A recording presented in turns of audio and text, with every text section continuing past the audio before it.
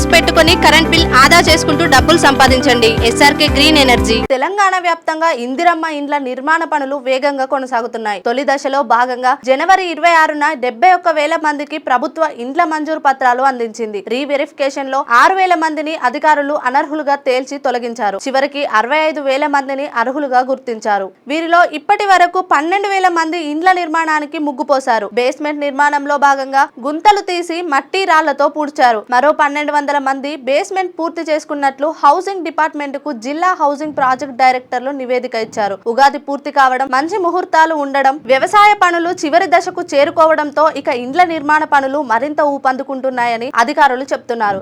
ఈ వారంలోనే డబ్బులు రిలీజ్. ఇందిరమ్మ ఇంటి నిర్మాణం కోసం ప్రభుత్వం 4 దశల్లో 5 లక్షలను లబ్ధిదారుడి బ్యాంకు ఖాతాలో జమ చేస్తుంది. తొలి దశలో బేస్మెంట్ కంప్లీట్ అయ్యాక ₹1,00,000 ఇవ్వాలి. ప్రస్తుతం రాష్ట్ర వ్యాప్తంగా 1,200 మంది బేస్మెంట్ పనులు పూర్తి చేసుకున్నారు. ఈ నెల చివరికల్లా మరో 1,000 మంది లబ్ధిదారులు పునాది పనులు పూర్తి చేస్తారని అధికారులు చెప్తున్నారు. బేస్మెంట్ కంప్లీట్ చేసిన అందరికీ మొదటి విడతలో భాగంగా 1,000 కోట్లు చెల్లించేందుకు ప్రభుత్వం సిద్ధమైంది. ఈ వారంలోనే డబ్బులు రిలీజ్ అవుతాయని ఉన్నతాధికారులు చెప్తున్నారు. ఈ నిధులన్నీ జిల్లాల ట్రెజరీల్లో ఉంటాయి.